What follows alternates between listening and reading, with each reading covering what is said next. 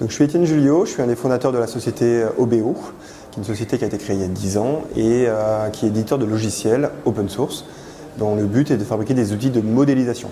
Donc, c'est représenter visuellement de l'information pour aider des ingénieurs à concevoir des systèmes à la fois dans l'industrie, dans le système d'information ou dans des métiers divers et variés. Aujourd'hui, ça peut devenir banal parce que tout le monde a des Android dans la poche ou utilise des navigateurs open source. Il y a 10 ans, ce n'était pas le cas. C'était un gros pari. On a fait ça dans plusieurs optiques. D'une part, on a voulu embrasser un effet de levier, de communication, d'un effet de communauté, de gens qui allaient parler de nous, qui allaient devenir sponsors de nos technologies partout dans le monde. Chose absolument impossible à faire quand on monte une start-up où on l'a créée de zéro. Donc ça a été un levier d'accélération énorme. Et ça a été aussi dans notre business model un point très important pour convaincre des grands groupes d'investir sur des technologies issues d'une boîte de taille raisonnable. Donc aujourd'hui on est 50 personnes, donc on commence à arriver à une certaine taille. Mais face à des IBM, des Oracle, enfin des gros monstres en niveau taille, c'est compliqué. Et l'open source nous permet d'avoir une garantie de longévité énorme et d'une diffusion mondiale absolument importante. Ouais. Quel est votre modèle économique alors, Étienne, chez OBO ? Eh bien, des jours comme aujourd'hui, dans une conférence comme on a aujourd'hui, qui sont organisées par la communauté dans laquelle on s'est mis, des gens vont découvrir des technologies. Ils vont regarder par eux-mêmes. À ce moment-là, ça ne va pas nous rapporter grand-chose, même rien, mais au moins on ne va pas perdre de temps.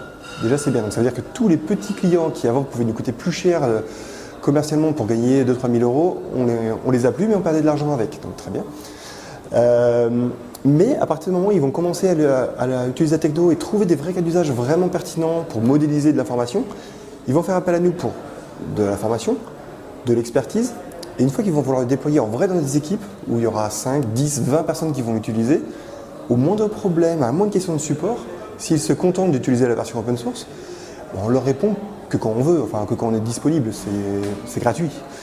Donc ces gens-là, généralement, prennent un contrat de support de maintenance auprès de nous, qui est un contrat annuel, et qui nous permet du coup de passer à l'échelle et d'avoir un business model type éditeur.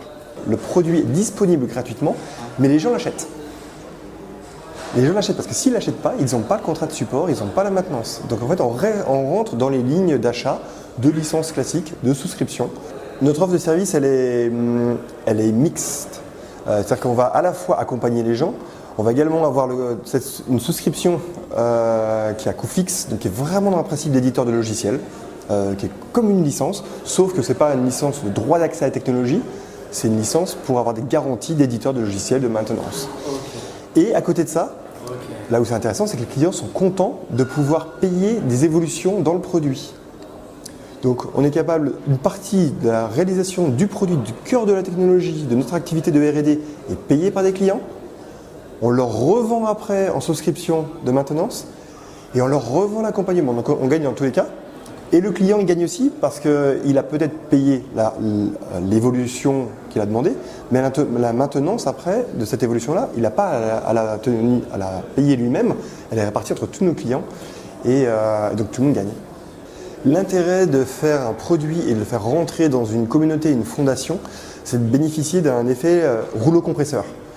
C'est-à-dire que c'est des fondations, des communautés de ce type, comme la fondation Eclipse, sont mondialement reconnues. On parle de 10 millions d'utilisateurs, donc c'est des proportions qui sont hallucinantes pour des boîtes de notre taille. Et donc quand on communique auprès de nos projets qui sont dans cette fondation, on communique tout de suite à une base d'utilisateurs qui est juste énorme. Donc, et à partir du moment où on fait des business models un peu destructifs de cette façon-là, donc, qui sont aussi bien dans le numérique, pour tout ce qui est web, dans l'open source, ou dans d'autres domaines, des biotechnologies ou d'autres domaines, où il y a des grosses diffusions, on a un effet d'entonnoir. Donc, nos clients sont en bas, entre les deux on a tous les prospects, et tout en haut on a une base d'utilisateurs qui peut être de centaines de milliers d'utilisateurs. Et plus cette base est énorme en haut, plus le bas de l'entonnoir, qui est l'endroit où on fait du business, peut être important. Donc nous, ça a été absolument important que notre technologie soit open source, mais qu'elle se diffuse largement. Et la fondation Eclipse nous a permis d'avoir cette diffusion très large. Une fondation a un deuxième avantage, c'est un cadre de gouvernance. Ça signifie que le contrôle de la propriété intellectuelle est géré par la fondation, L'infrastructure est gérée par la fondation. Il y a des garanties d'être vendor neutral en anglais, ce qui signifie que la technologie ne nous appartient plus, même si on en a encore à la propriété intellectuelle.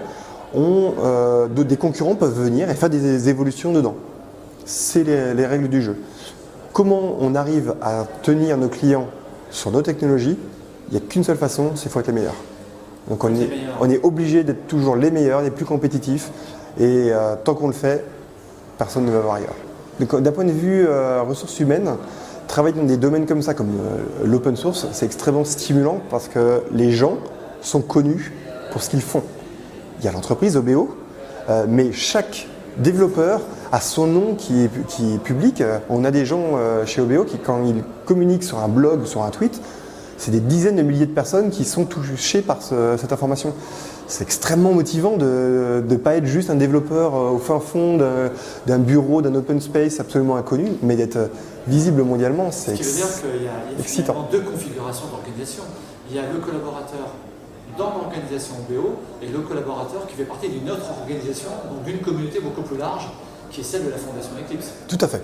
Donc il y a vraiment les deux aspects. Donc il faut réussir à créer un état d'esprit dans l'entreprise où le collaborateur, quand il fait partie de cette communauté large, internationale, il a une adhérence à la vision d'OBO, de où on veut aller pour faire passer les bons messages, que lui peut aussi avoir énormément d'idées que nous, on doit, au niveau stratégique, on doit être capable d'aller chercher. Donc le côté open source permet d'attirer des talents. Le fait d'attirer des talents, il faut leur laisser une créativité et une possibilité de s'exprimer sur leurs idées, où ils pensent qu'il faudrait qu'on aille. La société OBO a été créée par 3 ingénieurs de formation. Donc quand on a créé la boîte, on avait nos idées, on avait nos visions, on savait exactement où aller et comment y aller. Il a fallu, au bout de quelques années, se dire, nous, notre rôle, c'est de dire où on va, mais plus le comment on y va. Et de faire confiance à nos ingénieurs pour se dire, voilà, le chemin pour adresser la vision que vous, dirigeants, vous dites d'essayer d'atteindre. Alors, il y a un terme qui est très souvent mis en avant, c'est l'open innovation. En réalité, c'est compliqué, parce que beaucoup de grands groupes parlent de l'open innovation, mais quand on parle après, on leur met un contrat en mode open innovation. C'est dur de se dire je vais cofinancer avec quelqu'un et je vais cofinancer des choses qui vont partager. Et donc pour que ce soit partagé, il faut que ce soit un peu générique pour pas que ce soit que mon besoin. Donc parfois il faut peut-être payer un peu plus. Mais on va en récupérer parce qu'on ne va pas tout financer soi-même. On va partager le coût avec d'autres industriels. Et ça, il y a beaucoup de challenges encore de faire comprendre cette façon de faire là. L'open innovation, je pense que dans le numérique et dans l'open source, on est pionniers là-dedans. Mais ça peut s'appliquer à beaucoup d'autres domaines, créer des nouveaux matériaux, créer des nouveaux procédés dans plein de domaines, dans le bâtiment, dans la biotechnologie.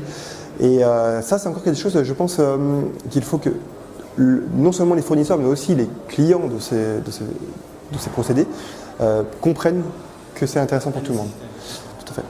En fait, on a pu voir ces dernières années beaucoup de discussions autour de la génération X et la génération Y qui ont besoin d'avoir du plaisir au travail. Là, aujourd'hui, j'ai l'impression en tout cas qu'on va un cran encore plus loin là-dedans. C'est-à-dire que les gens veulent donner sens à leur vie par leur travail et ils veulent plus être juste un pion et se dire allez, j'ai un boulot CDI à vie pour toute ma carrière et puis je suis pian-pian. Je pense que les gens ont besoin d'avoir une vision, c'est pour ça que je parle de vision, et je pense que c'est le rôle des dirigeants d'être dans ce sens-là, d'avoir une autonomie et d'avoir un cadre, évidemment. Donc des gens vont vouloir avoir un cadre de manière totalement autonome pour changer, d'autres veulent rester dans les entreprises. Par contre, les entreprises qui vont rester traditionnelles à avoir une organisation très hiérarchique où on leur dit « fais ton boulot, pose pas de questions, t'es là que pour exécuter », ces entreprises-là demain risquent de mourir, même des grands groupes. Je pense qu'il y a une vraie dynamique à créer de restart-upisation de beaucoup de grands groupes ou de PME également pour faire en sorte que la créativité et la création de valeur dans la boîte soient comme une bouteille de coca avec des bulles qui montent d'en bas et qui sont pris en haut par des dirigeants en disant les idées peuvent venir de partout, il faut laisser les gens la créativité, il faut faire confiance aux gens. Je vais donner un exemple très simple qui est aujourd'hui un cas concret qu'on peut faire changer en France. Quand un manager manage un sujet, manage une équipe, il devrait avoir son budget, son autonomie de décision. Il a 1 million, il en fait ce qu'il veut, on lui fait confiance. Et il n'est pas obligé d'aller voir une équipe de 10 personnes avec 50 réunions pour être capable de prendre la moindre décision. Dans d'autres pays, aujourd'hui, il fonctionne déjà comme ça. Ça change tout, ça débloque tout, parce qu'on fait confiance de base aux gens dans leur travail. Après, si ça va mal, il peut y avoir des sanctions. Mais au moins, on fait confiance d'abord aux gens, d'abord à leur intelligence, et ça va permettre d'être beaucoup plus rapide. Alors, je pense que dans le monde des sociétés de services, des purs SS2I, ils vont avoir des problèmes à se poser à partir du moment où ils ne fournissent pas un cadre de travail agréable. Parce que être envoyé un jour à l'autre bout de la France, un autre jour à l'autre bout, avec son manager qui ne s'intéresse même pas à ce qu'on fait, ces boîtes-là vont avoir de gros problèmes. Et effectivement, il y a beaucoup de freelance, et j'incite à la limite beaucoup de ces gens qui travaillent dans ces SS2I qui ne se font pas plaisir à se mettre en freelance, parce qu'effectivement, le cadre peut être vraiment intéressant. Mais d'une part, tout le monde n'a pas le sens commercial. Ça, c'est humain, des gens ne l'ont pas, ils ne vont pas être capables de le faire. Donc je pense que dans ce cadre-là, les SS2I qui ont compris que l'humain est vraiment l'humain, je ne parle pas d'un discours marketing, hein. Vraiment, les personnes ne sont pas des numéros, ils sont des gens qui ont des compétences et qui sont valorisables, celles-là vont pouvoir survivre. Et deuxièmement, des éditeurs tels que nous sont un cadre complètement différent. Et là, en l'occurrence, les freelancers ne peuvent pas concurrencer des éditeurs parce que voilà, il y a une vraie démarche, il y a tout un marketing, il y a une vision globale où tout seul, on n'est pas là. Voilà, la notion de produit est vraiment intéressante.